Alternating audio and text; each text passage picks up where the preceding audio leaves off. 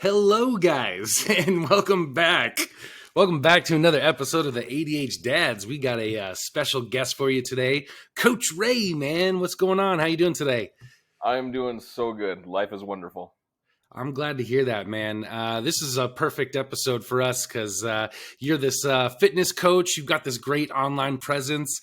I love watching your videos because they always kind of make me laugh because it's always like what not to do while you're working out. And I wish that I had watched these videos throughout my life because I feel whenever I have that yo-yo and I get back into the workout phase, that first week I always tear something, pull something, sprain something, twist something.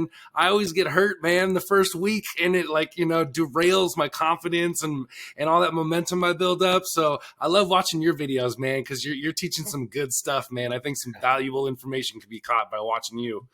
Well, good. That's why that was my hope is when I started posting that kind of stuff when I go to the gym, I see a lot of people that their form could be a little off or they're not doing the exercise quite the way it should be done. And I'm not the kind of guy that's going to approach you in the middle of your workout and just say, "Hey, let me show you this." I let people do their own thing, and if they ask me for advice, I'm there. So I started putting it out, on the socials, and I get a lot of kickback from people saying, "Hey, that's really nice to know." Like even people that I've seen as very higher up in fitness. I posted one about Bulgarian split squats the other day, and he said, "Dude, that is a great advice on how to set that up." And I was like, "Thanks." Yeah. So it's cool. I like doing it that way.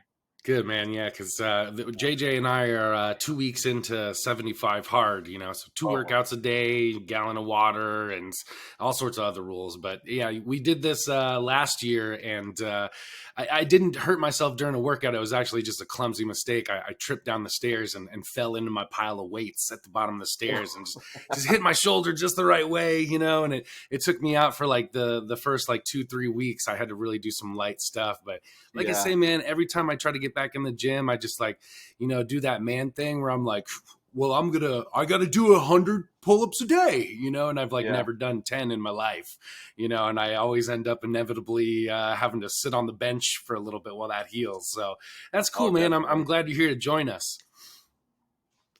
Yeah, it's cool that you bring up the 75 hard. I've done the 75 hard, and that's intense. That's a dedication. To go through that every single day and do it 75 in a row without fail. That's a dedication, and that's tough to do. So anyone that's done it, I commend you. My wife is actually doing a challenge called 30 Days Strong that my mentor, my coach, promotes, and she's actually out on her 30-minute walk right now. So. Yeah. I picked a bad time to start this, man. We started it, and my family, we just had this slew of sickness from strep throat to ear infections to currently in ER visits. So it's been really tough navigating those 2 45-minute workouts. One needs to be outside. Mm-hmm. And my wife has been staying in the ER all week. So I've been, single dad lifestyle with the 2 kids at home here, trying to get that outside workout in. And it's been difficult, man. It's really a challenge. And, day 7 into this, I got food poisoning or something, man. I was out on a job. We went to lunch at El Pollo Loco. I said, I'll get a salad. And something went wrong, man, and I spent the next day just hugging the porcelain, and I had to restart my 75 hard the next day. So I'm on day 7, JJ's on day 14, but I was hell bent to get up and do it this time because last time I dropped out around, I think it was day 39. Same thing, slew of sicknesses came through our house and wiped everybody out, myself included, and when this started happening this time around, I said, nope, I'm not going to let it happen again, but telling you, life really wants to drag me down this time. Yeah, that's that opposition. Whenever it seems like as we're going through life, whenever we are on the right path, and especially when we're on the verge of breaking through into something awesome, opposition rears its ugly head. That adversity comes our way, and it wants to kick us to the ground. And that usually means you're on the right path. So just embrace that and move forward, right? Yeah, I love that. But yeah, I'm glad to have you on because, JJ and I met you. I met you a year ago. We met at a mastermind dad conference for the Dad Edge Alliance. And we kind of got paired off and got to know each other a little bit. And we were talking about leadership and what that means to us. And, I'll tell you, you said something that that didn't resonate with me at the time, Ray, but I have been Hmm. thinking about since we went to the summit back in October. And when we were talking about leadership, I was really in this mindset of like curiosity. You know, I was like, how can I garnish curiosity? And that was like in my mind what was a good leader to me, you know. And when I was talking to you about your story, you had said preparedness. You know, that's what you, if we boiled it down to one word. And I was like, ah, that's cool, you know. But I kind of had the like thought of like, well, can you ever really be prepared for anything, you know? And I kind of walked away from it. And it's been a hard year with a lot of curveballs being thrown at us in a lot of Hmm. different directions. And I think about those words that you said, wise sir, and I think, man, I think that guy was onto something there. I think preparedness is a good answer. You know, even when things aren't going our way, it's nice to maybe have a backup plan or something. So you've always stuck in my mind, brother, and I'm glad to have you on today. Well, thanks. I'm glad it resonated after the fact and made an impact. So yeah, man, tell us about you. How did you get into the fitness lifestyle here, and on your journey? Where did you begin, and how did you get to where you're at now? Wow, it's definitely gone in phases through life. I grew up fairly active. I played sports all through school. I played high school football and baseball, fairly active. I grew up on a farm in Idaho, and so my summers were full of walking fields and moving pipe and digging and just all physical labor. It was always really interesting because come the fall, when football camp started, though that first couple of weeks, and the one that we call the Hell Week, Oh, the hell you could week, tell the yeah. kids that sat around all summer playing their video games and watching TV, and you could tell the kids that came off the farm because there was the pukers and there was the guys that were like, Yeah, yeah. "We're gonna work or what?" Yeah, I was the puker. I was a puker. I, it comes every once in a while, but and then after high school, life got kind of crazy for a little bit. I went to school for a few years, never really knew exactly what I was going to do. Ended up moving down to Utah, um, and just kind of jumped around from job to job, lifestyle to lifestyle. Uh, and right about the time I met my wife, went back to school to get a degree in chemical engineering because I knew I had to get something that was going to provide for my family. Um, and so got my way through school. And as we approached graduation, I realized that I had let go of my physical activity. We thought we lived pretty healthy. I mean, and I guess I can back up a little bit into how this phase of fitness came about. While I was still in school and after my wife and I were married, we had trouble getting pregnant for a while. Um, and then we got pregnant, and then at 24 weeks, my wife went into labor. Um, she spent a week in the hospital, uh, and inevitably at the end of the week they decided it was just time to take the baby, and so she had an emergency C-section, took the baby um, right into the NICU. I went up with my wife, took care of her, and then I was able to visit him while he was in the NICU for a week. Then they life flighted him to Primary Children's Hospital to have a surgery done on his heart to close up a hole. Um, and when he got there, they never could get him stable enough to have a surgery. And we went up there to see him, and the way this worked out was just, it was God's way of helping us through, a pretty rough time. Uh, we were there right when there was a shift change in the nurses, and they usually shuttle everybody out of the DQ when there's a shift change. They let the nurses work and let them talk to each other. And when we were there happened to be a doctor that was up from St. George at the time, um, and this is just a rotation for him. He's not there all the time. He came up for a weekend, and he happened to be the doctor that was with our Blaze. And right when the shift change happened, he grabbed us and he said, "Hey, can we sit down and talk?" And so we kind of went in the corner, and he really gave us a hard talk, but a very real talk, and just let us know, "Hey, your son's sick enough.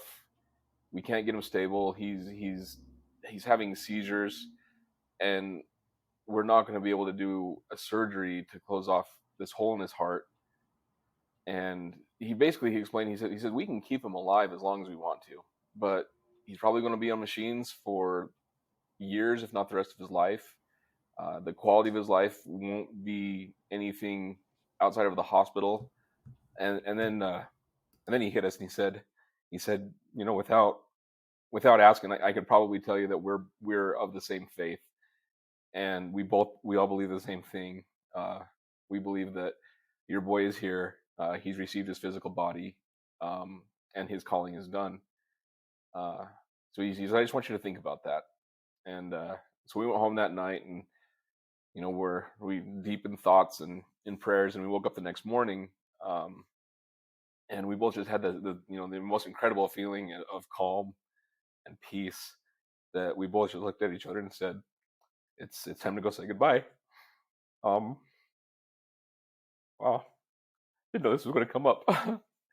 uh, and so we called a bunch of our family and our closest friends and let them know, and we invited them to the hospital, and they all got to come into a little room with us, and at least got to see him in person and not through the glass, and hold him and touch him.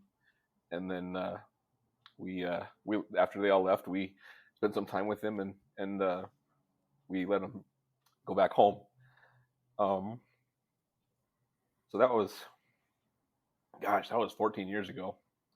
Uh, and it wasn't long after that my wife and I wanted to do something to keep his memory alive, to dedicate something to his life. And for some reason, from some crazy reason, we decided running half marathons was going to be how we were going to do it. And we both hadn't been, very active. I had gained a lot of weight in school. I was heavy.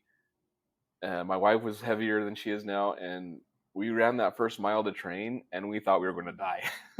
How are we going to ever run a half marathon if we can't even get a mile down the road without dying? And we pushed ourselves and pushed ourselves, and we ran our first half marathon a few months later, and we continued to train and run for those half marathons. And in that process, we tried to eat a little bit better. We both started getting healthier, but I still didn't know what it meant to be healthy and have a good nutrition plan. Um, but at least we were on the right track. Uh, and I think ultimately, I think I ran 5 or 6 of them. I think my wife, her last one was her 10th half marathon here a few years ago, and every single one of them we dedicated to Blaze. And we had family members that would join in with us, and wear the same tags, say running for Blaze, or we'd have headbands and wristbands. So it was an awesome way to keep his memory alive.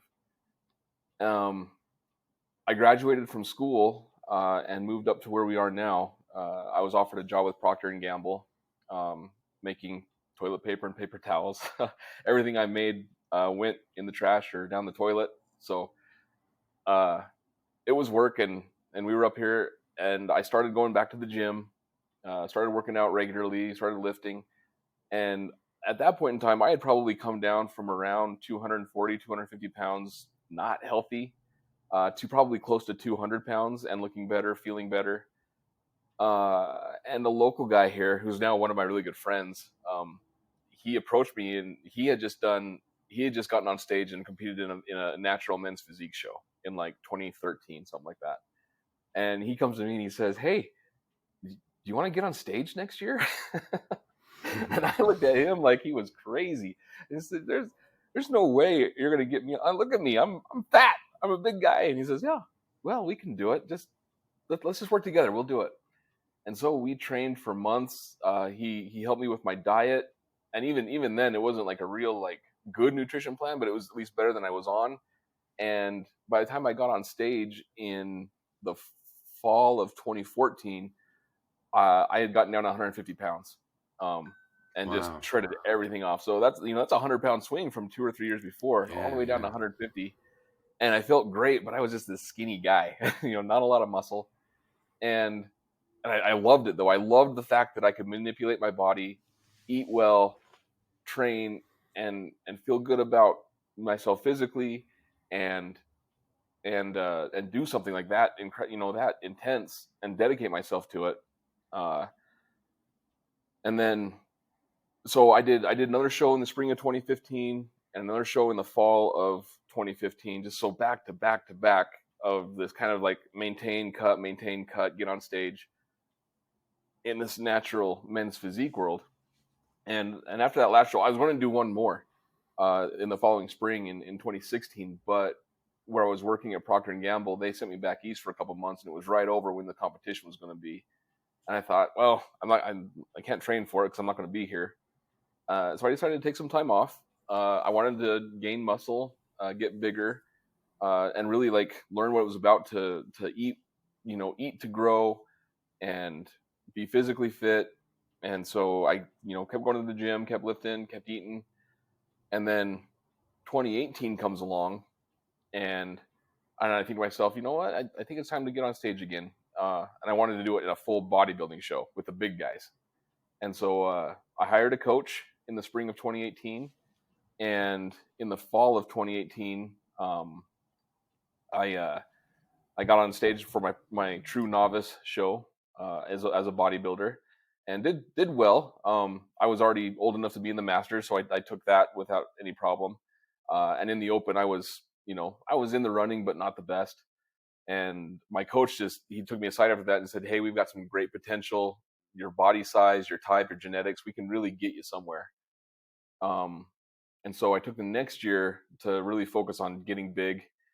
Um, and I know your question was all about fitness, but this entails like so much of other parts of my life and my Man, I'm relationships are loving too. this. No, So you ramble as long as you want because I'm finding there's all, so much it gold all in comes here. together. So like yeah, like keep it this going, this is where brother. my Yeah. because my message is right here. Like so that's kind of how I got into fitness, and then it just ties right into where you know my life completely changed in an incredible way to get me where I am now. Um, so after that show in 2018, I really got down to business. I tracked every ounce of my food, right down to the grain of rice. Uh, and to compete at that level, it became a fact that I would probably, or I would have to start taking some things that aren't uh, approved in normal competitions. I guess you can derive from that what that means. And I got on some pretty hard stuff. And I grew really fast. I got big, really started pushing some weight, and I was loving it. Physically, I was becoming this. To me, I was becoming this mass monster that looked good, and I was getting all these compliments from people. You look so good. Oh, you're gonna do so great. My coach was loving it. Um, but during that year of 2019, uh, that's when my family started falling apart. Um, for various reasons. There was things going on. My sister-in-law went through so my wife's sister went through a pretty rough divorce. And she was really really torn up. And her and I are really close. Here's your wow factor. I grew up in a house full of 7 boys. I'm the oldest of 7 boys. Seven. Wow.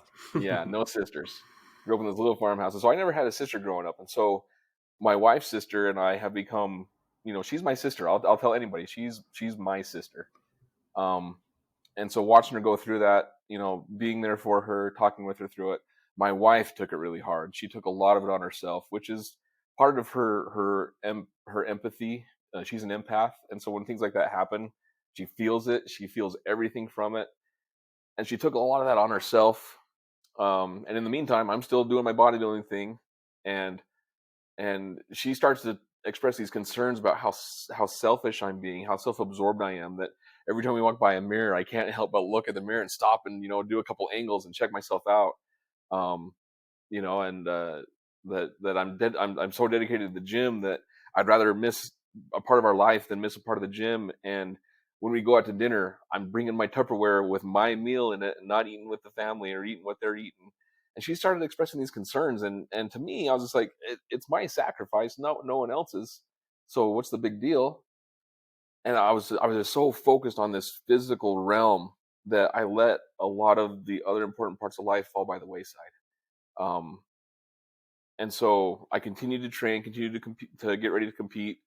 And come the end of 2019, uh, a friend of mine, um, friend of ours, he was caught having an affair. Um, and when he was confronted by it, he shot himself that night. He took his life, and that was just another blow. I mean, we live in this really small community up here.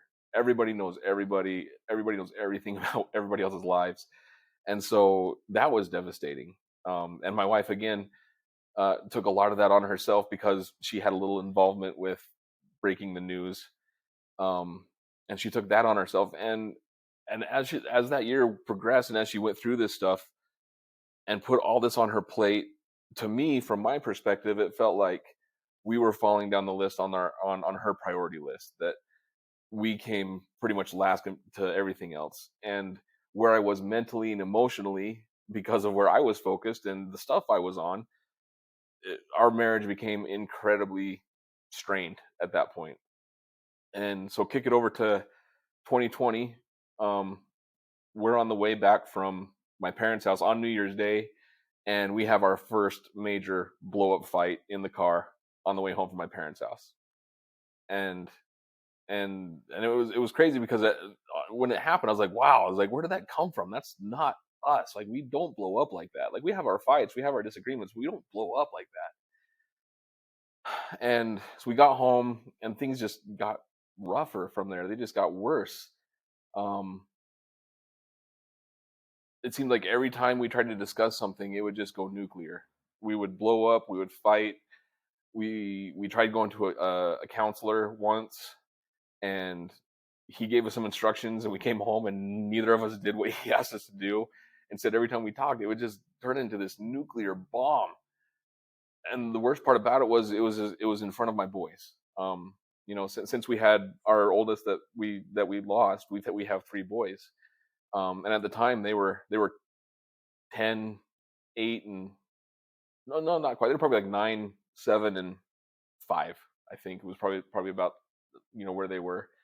Um, and they were seeing this. They were seeing mom and dad have these blow up screaming matches at each other. And after a couple months of that, I got to this place in my head where I said that I can't survive in this environment. It's not a good environment for my boys, and nothing's getting better. So I got to change something. So I eventually I told my wife. I said, there was a lot more discussions in between this, but ultimately in the beginning of March, I said, hey, my friend, he's remodeling a house, and so it's not put together, but there's at least a bedroom and a place to stay. So I'm gonna go stay there for a little while. We need things to calm down. She begged me not to, but I just kind of said we can't fix what we're doing right now because it's so broken. Um, and so I did. I moved out. Like, I was in such this negative, bad place that I moved out. Told the night it happened. My we came home. My boys were there, and I said, "Hey, I'm not going to be here for a while." And I did. I moved out, and for a couple of months, we were just kind of in this weird limbo place. And that was like the week before COVID shut everything down in our nation. Like, literally the week before COVID said, "You can't go anywhere. You can't do anything." And so my wife would call me and she said, "Hey, can you take the boys for the day?" And I would tell her, I was like, I don't know what to do with them because I don't all I have here is a bed and a kitchen sink and a stovetop. There's nothing to do here, and we can't go anywhere. And I would offer to go to her house and watch them, but then she would have to figure out where to go. And it was so rough for a couple of months like that. And in the meantime, we still couldn't talk to each other. It was We would get on the phone and we would just end up screaming at each other, blow up, and it just escalated so far. And it got to the point where I felt like just being divorced would just be easier and move on. And so I don't know about other places, but in the state of Utah, you can get online to the court system. You can literally write out your own divorce papers using this guide, clicking buttons on and off, print them out, sign them, and send them to the court with nobody else involved. So that's what I did. I basically took a sledgehammer to our marriage within 2 months. Um, the divorce papers were filed, and on June 8th of 2020, which was our anniversary, we both received final signed divorce papers in the mail on our anniversary. Wow. And and it was the craziest whirlwind of a separation, and nobody even knew what was going on because it was COVID. We didn't go anywhere. No one saw us. Nobody saw anybody. And all of a sudden, we're divorced, and we have best friends. Who are like, wait, what? You're you're divorced? When did this happen? You know, and half of our family didn't know what was going on. Just our closest like brothers and sisters and moms and dads. Like no one else knew what was going on. So I continued to get ready to compete. You know, that's the world I was in. I went on stage in June of 2020, and then again in July, and that was the last show I've ever competed in was July 2020, and I physically was at the very top of my game. Um, I took my class no problem, and then I battled for the overall trophy and got second place by the vote of one judge out of seven. So it was split down the middle, except for one judge leaned one way, and so I missed the overall trophy by one. And my coach came to me. He says we've got this. We are going to go places. We're going to get you into nationals. We're going to get you your pro card in the next year or two. You're going to get big. It's going to be awesome. And I was excited for 48 hours. I was just like, yeah, we're going to do this. Let's go. And for that weekend, I was on this incredible high of life is going to be okay. I know what I'm doing. I came home, and that week, um, that's when everything really started to become real and of what life really was at that time. Um, I realized I was alone. There was no one at home to congratulate me. There was no one at home to say, "Hey, great job." I came home to an empty apartment, and it was quiet, and I had nothing else going. I didn't have a future plan. It was just me, and it got really really dark, um, really fast. Uh, like dark. uh, there were there were a couple of really bad nights, and one in particular that um, the dark thoughts start creeping in. Um, and I reached out to a brother and told him I was struggling and what was going on. I hadn't even told anyone in my family the whole story of what happened. They just knew it happened, and no one knew. Um, and he asked if I'd be okay, and I said, "Yeah, I'll be okay." And he came over the next day, uh, and we talked for hours that next day. He drove up after work, and we just sat and we talked and just talked everything out. I told him everything I'd been through, everything I had done, um, and uh, and so he made sure I was okay, and he went home, and it was still really rough, and it was right there shortly after that.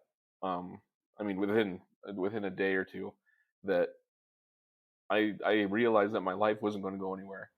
That I had put so much into this physical realm of my life that the rest died. Like it just died. My emotions were out of whack.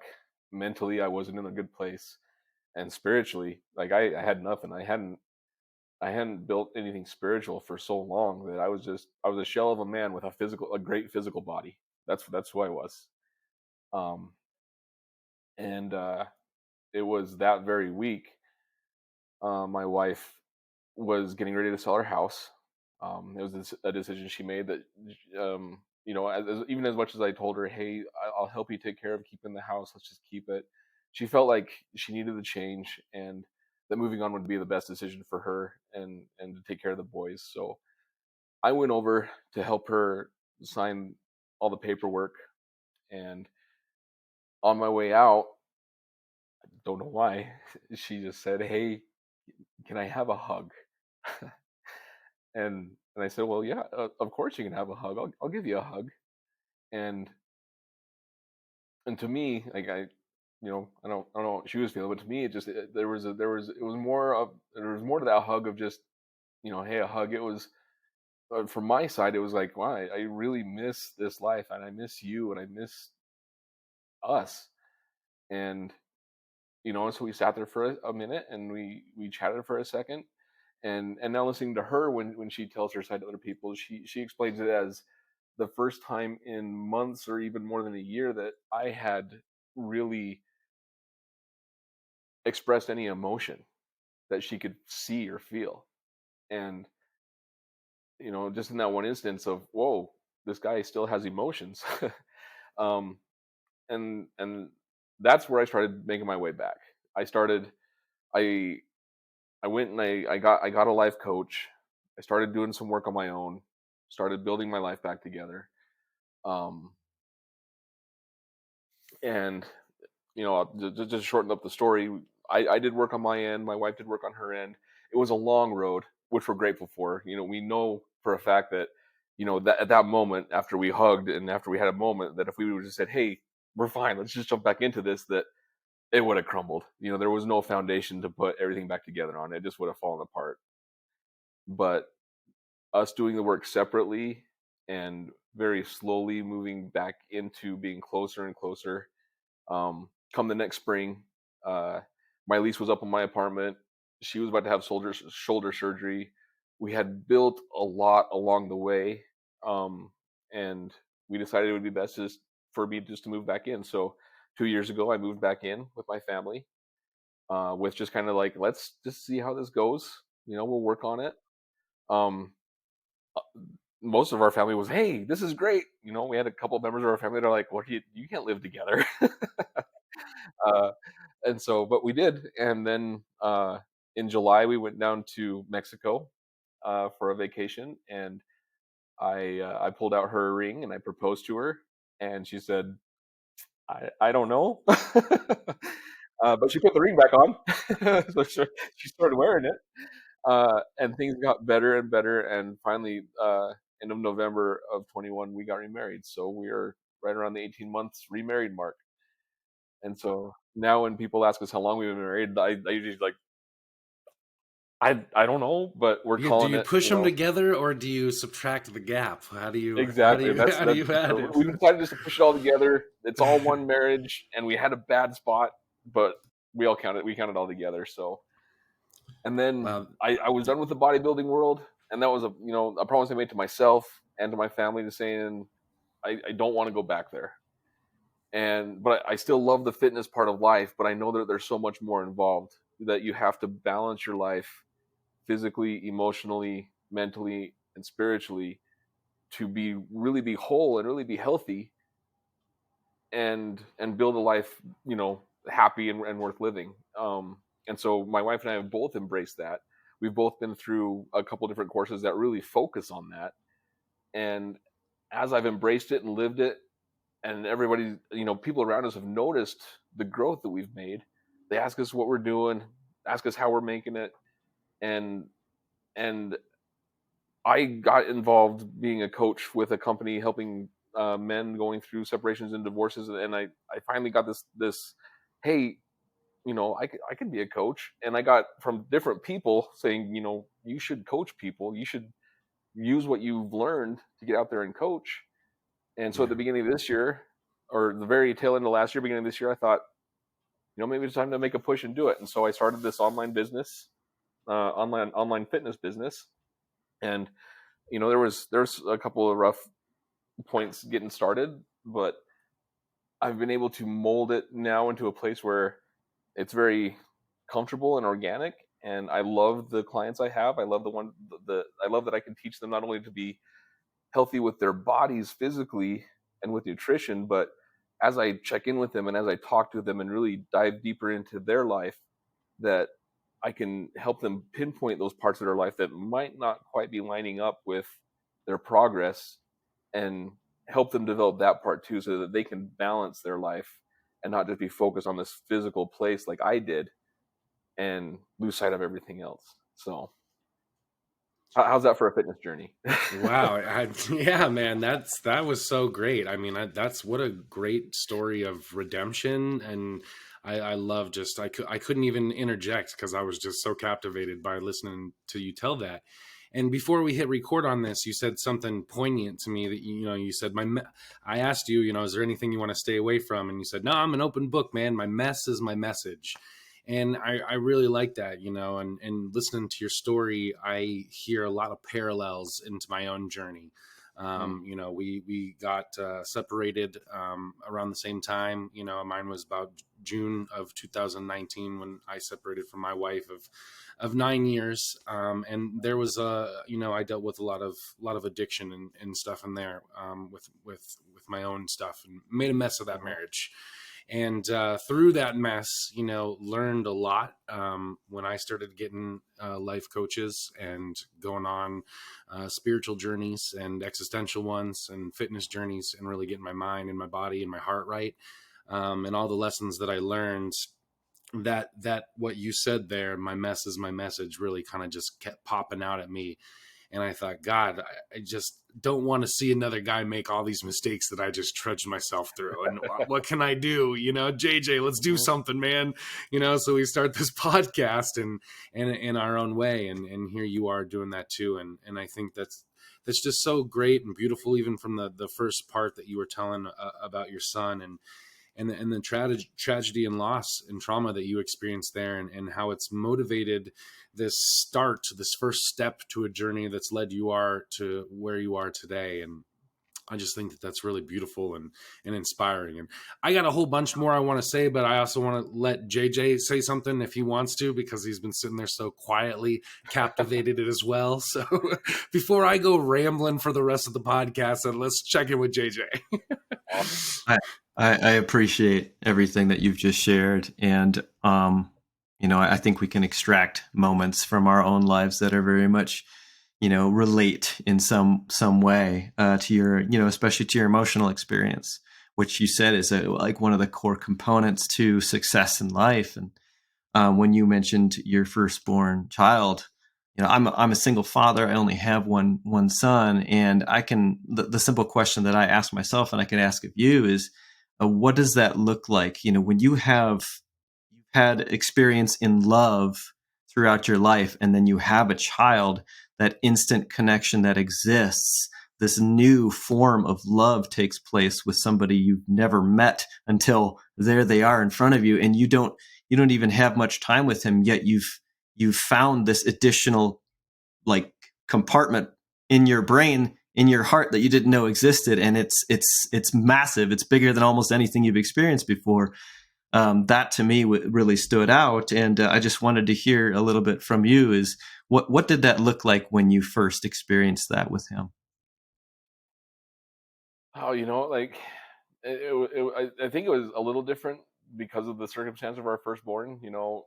Because it was an emergency C-section. I was worried about my wife. She, she was in pain and struggling on the table, and in a split second, my son was whisked away behind a wall, and I didn't know where he went or what he was doing, what was going on. I didn't get to go see him for a few hours until early the next morning. But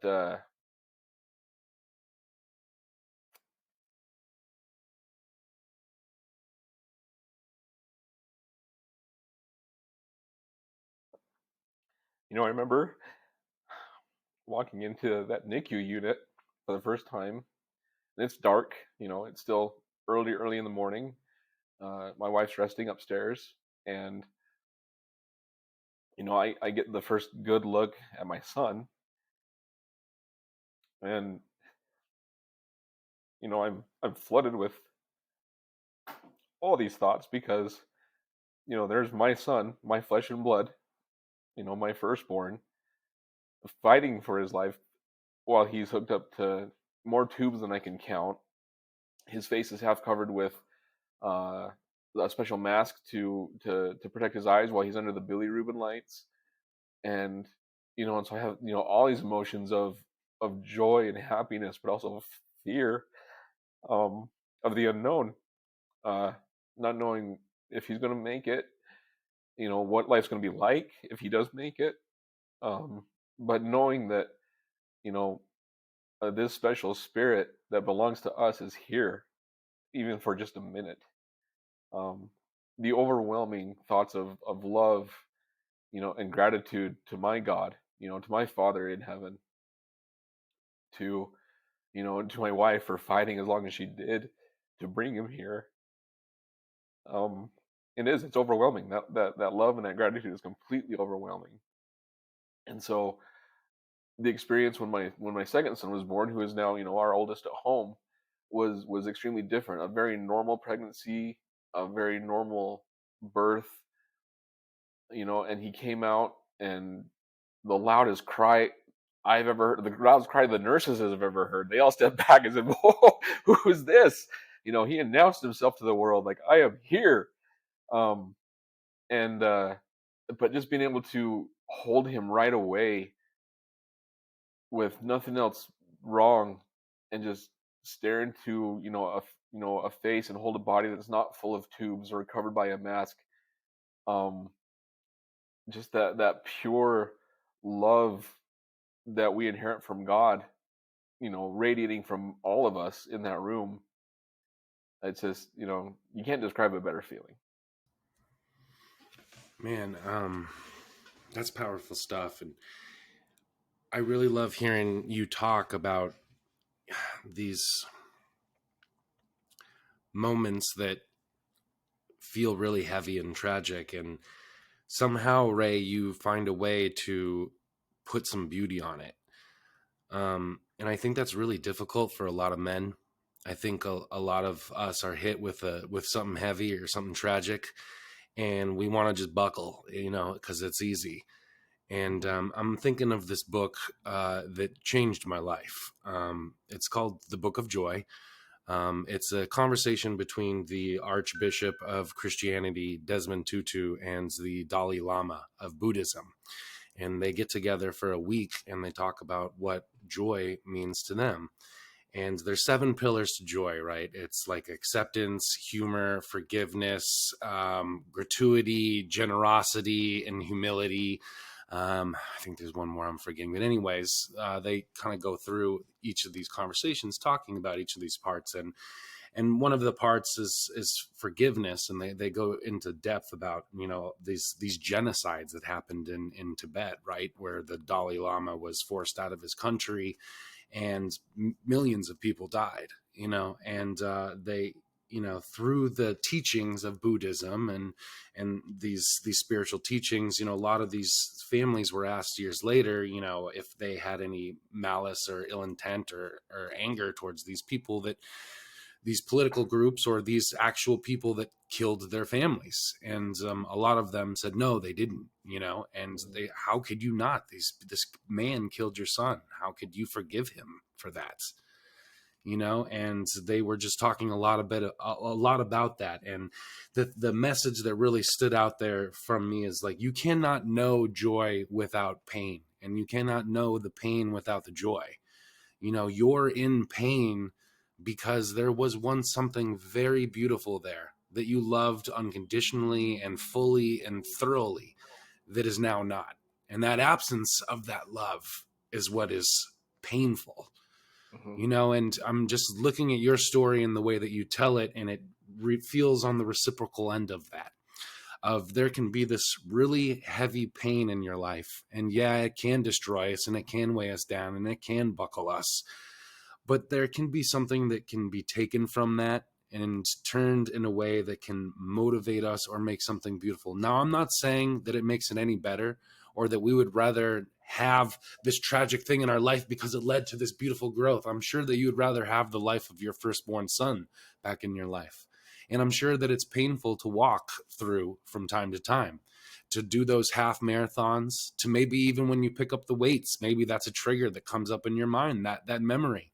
And it can be painful in one hand and inspiring to lead you down to this place in life where you are on the other. Hmm. And just listening to your story, I think, is this beautiful display of how both can operate in the same realm, and that is God. And, I wanted to ask you, what is the one thing that I think pulled you through all these moments that you're talking about? And, I think that you've expressed it here in talking about God and in your connection to the Spirit. And, I think that that's really powerful, and to see how it's impacted your life, your mistakes, your perspective, and your openness to grow from those mistakes that you've made. So, man, this has been really inspirational and motivating to me, and just beautiful the way that you've put it all together, and to hear where you're at now. So, thank you, brother. Thank you for sharing all that. Yeah, you bet. And I'll just ask a question kind of simply, but based on all the things we've said, I get an idea of it. But Coach, what what do you believe is a what does a calling look like to you? How does one find a calling? I know Colton mentioned pain and the process of that and finding the good through it. Is that part of our calling? Is the calling something that we go through, the mess to bring our message, or is it something more, or is it just the journey? No, I firmly believe that, I'll say up front, I believe that we are put on this earth to experience, like you said, to experience what's hard, to experience the pain, to experience the sorrow, to be tested, to see how we're going to be. Um, One of my favorite sayings is the way we live our lives is 10% what happens to us and 90% how we react and respond to what happens to us. Um, it's a trial, it's a test, it's a refiner's fire. We are in the crucible right now, living our lives. We're all spiritual beings having a human experience. That's the best way to put it. Um, and we're meant to grow. We're meant to progress through this life and make it better every step of the way. And the only way to do that is to experience the lows, experience the pain, experience the sorrow, and learn and grow from that. Um, I look around sometimes and we see these people that live their lives, and it's almost like they live at this level of 5 to 6, on a scale of 1 to 10, and it's just like this coasting through, and things hit them from left and right here and there, and they're like, okay, oh yeah, that happened, and they can die, they can dip a little bit, they can rise a little bit, but they never really grow. But the people that seem to progress and have a happy life and feel like they're on top of the world, even though you don't see it because we only see the best parts, they've experienced all the lows along the way. And I want to say it's Ed Milet. I can't. Don't quote me on that. You might have to edit that out. I don't know. But the way whoever said it put it is we're meant to experience tens in our life, but we can't experience and know what those tens are without experiencing and knowing what the ones are. We have to go through the ones to experience the tens. And the more we do that and the more we progress, pretty soon that 10 that we experience actually becomes more of a 3 or a 4, because we've progressed so far that even if we get hit with something so hard and we feel like we're going on this down part of the roller coaster, what used to be our 10 is now a 3 or a 4, and now we're up to this next level of a 10. And it's just this continuous growth curve. That progress is what we're meant to be here for. That's our calling, is to progress, to learn. And that can come in so many shapes and sizes. For the longest time, I thought, I'm going to go to school, I'm going to get a career that pays for my family, and we're going to live life. And the older I've got now and the more experience I have with my family and in life, the more I realize my calling probably isn't to be working for a company that designs military products. Even though it's a great job, it's fun, and I get to do some cool stuff. I believe that's not my calling. My calling is to help others along the way, to connect with them on a level of their heart and their soul, to show them that no matter how dark it gets, no matter how bad it gets, there's a way out. And people are put in our path to help us on the way. And I want to be one of those people in the path of somebody. That's why I started coaching. Like, I don't need a second job to provide. I have a great job that provides, but I don't get the fulfillment of finding someone that is in a place that needs help. And as I coach them, as I talk to them, as I understand what they're going through, to help build their habits and their routines and their mindset into a better place, And as I meet with them, whether it's face to face or over something like this, to see the light in their eyes get brighter, to see the burden off their shoulders get lighter, and they sit up taller and they smile, and you can see that light. That is what's worth it to me. That's why I coach. Is that is a spiritual experience, and that makes it all worth it. So, question for you on related to that: if a man is experiencing something inside of him, and he's in this 5-6 and he's coasting, what do you tend to see in these individuals that decide to take that leap to, say, hey, I need some guidance, I need some assistance, I need a coach like you who understands the process? What do you see in them? I know they're coming to you to be challenged. How do you find that place of challenge to them? Uh, wow, that depends on the area that it's in. For example, from a fitness standpoint, it's usually a man that maybe middle aged, realizes he hasn't been super active, realizing that the older he gets, the unhealthier he is, and he has kids and a family, and maybe he has seen someone like a father figure or a grandfather or an uncle that was also unhealthy and heavier, not have a quality life, or maybe their life ended quicker than it should have because of that. Maybe maybe the best way to put it is there's a place of pain that needs to be identified to get that growth to happen. There's a reason we want to grow. There's a reason we want to progress, and it's usually to avoid the pain that we're in now or the pain that we want to avoid in the future. And so, as I work with my clients, whether in the fitness realm or a life coaching arena, it's identifying those pain points and then learning the habits and the routines that are going to keep them from returning to those pain points. Um, it's our fight or flight response.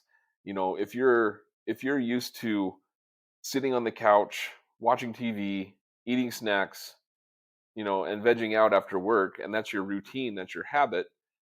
When life gets hard, that's where you're going to go. When you lose your job, um, when someone in your family, gets sick or passes away, whatever it is that makes life hard for a minute, your fight or flight mode wants to take you back to that habit that you're where you're comfortable, where you're used to. And so changing that mindset, changing those habits, that's my goal. If I can get you off the couch and going for a half hour walk a day, um, to planning your meals out and eating better, even go and eventually, if you haven't been going to the gym and getting stronger, and then when life hits you hard, that's where you want to go. And, for me, it got to the point that when I'm stressed, when something at work has really got me going, or I'm mad at something, I know that if I go to the gym and get a good lift in and eat a good meal, I usually feel pretty darn good after that. It just kind of goes away. So my life has been shaped into a place that my habits and my routines that I fall back to are a much healthier place than where I was. Gosh, I'm getting old. 20 years ago, when I was heavier, and my routine was to come home and veg out and eat something unhealthy and not go to the gym. It's those habits and those routines, the lifestyle, the mindset that we fall back to is where that growth comes. I guess that's what I'm trying to say. Well, it's that's always the trickiest thing about growth, right? Like you say, is I think that it comes from, we want growth because it starts from a place of pain, something that we didn't get, something that we felt slighted in, or that we want more of, right? And there's a pain there, or a loss almost, and Hmm. that causes us to want to grow, to want to be better, to want to go seek something else out, and to get people to identify that is really tricky, because I think a lot of people want the growth without the recognition of where it comes from, for where Hmm. that desire or that pain comes from. So everybody wants to go down this path and get better and do more and woo, and lose weight and step on the scale and gain the muscle, and but no one wants to question why, or where does that come from, and then that's why people fall back on bad habits so easily, Yeah. and because it's just, well, I don't know how, or I don't even know what it is or why it's there, so I'm just gonna ignore it. I can't do that. That seems too far away because I don't know how to do it, because I haven't even identified why I want to do it or where to begin, and like you said too, I heard something the other day that says, an emotion only lasts 14 seconds, but we make a mess of it in those 14 seconds, don't we? Because you also said something earlier too that I really want the listeners to hear, and it's that life happens to us 10% of the time, and the other 90% is how we react to it. And oh shit, what was the point I'm trying to tie together? You got to bear with us, Coach Ray. We got ADHD here. It's sometimes these thoughts, they get lost as they're coming out of my mouth, so I'm trying to connect these ideas here. So I got it. So that emotion only lasts 14 seconds, but we often feel this emotion, and then we react to feeling that, and then that 14 seconds becomes 28 seconds, and then that 28 seconds becomes 42 seconds, because we've made another emotion, we've reacted to another emotion, and reacted to another emotion, and reacted to another emotion, and then we're just buried under this, I'm just angry, I've been angry for the last hour. It's like, no, you just gotta take a breath, sweetheart, and just take some time, because you said about 100 different things that got you way deeper in the hole than you did that started this whole thing. So I really appreciate that, Coach, and what you said there, and how you've tied all this together. Before we get going, is there any places that our listeners can reach out to you or find you? Do you have something online for them, or Yeah, place to definitely. start? But I think, well, before I give you that, I got just one final thought. In all of this, as I talk through all of this, there's one thing that always seems to come to mind, as I talk about this, is the, we call it an aspect, the feeling of grace. You know, we are all so hard on ourselves. We're hard on each other, and mostly on ourselves. What I've learned is to allow grace into our lives. It's by grace that we're forgiven. So we have to learn to show ourselves that grace. We're not, like I said before, we're spiritual beings having a human experience. Um, if we don't allow ourselves some grace in our failures, forgiving ourselves and moving on isn't going to happen. If we don't allow others some grace in their failures, and we hold those grudges, our relationships are damaged. I mean, down to what I went through, if it wasn't for my wife allowing even the tiniest bit of grace to allow me to change, to grow and build myself, this never would have happened. But she had that even just that little bit of grace after I had done everything to destroy us. Grace is what started bringing everything back together and saving us. So, final message: learn to accept grace into your life, for yourself, for others, and from God, especially. But yeah, if you want to find me, I'm on Facebook. It's just me, Ray King. On Instagram, it's the handle's rayking.savagedad. Uh, and then yeah, those are both the best two places to find me. And through that, you can always contact me, reach out, add me, follow me, message me. We can talk about whatever. I'm here. Love that. And don't worry, guys, we'll have all that info in the show notes. And before we go, JJ was telling me beforehand your wife is a baker too. She makes some tasty treats and stuff. Oh yeah, Oh man, that's what got us into this business with the soda shop. Is she fattens them up and you slim them down, huh? I'm thinking about how to make a monopoly here. That's how you get $2 out of one customer. Yeah, she is. She makes some fantastic treats. She's been baking for the soda shop for the last 6 years, and that's kind of what led us to the owners offering it to us eventually when they decided they wanted to close the doors. So we bought a soda shop together, and now she bakes and runs the place, and we're trying to balance that all together. And you hand out business cards in the front. Hey, lose that like, cookie hey, weight. Here's this Carmelita that probably is 2,000 calories. After a week, call me and I'll get you on the treadmill. Love it, man. Well, thank you so much, Coach Ray. This was a really great talk. This was like one of my favorite episodes, man. This was awesome. I love good it. stuff. I'm Thanks. going to change the episode name. I had Fitness Done Right with Coach Ray, and now we're going to say that my mess is my message. So Hey, that was like a beautiful story, man. Thank you for coming on board. This was really great stuff. Oh, thank you guys. All right, guys. Thanks for listening. Make sure to comment, like, subscribe, and share, and all that. And please reach out to Coach Ray and get his words, because man, that was some good stuff. But until next time, I'm your host CJ. I'm JJ. And this is the ADH Dads.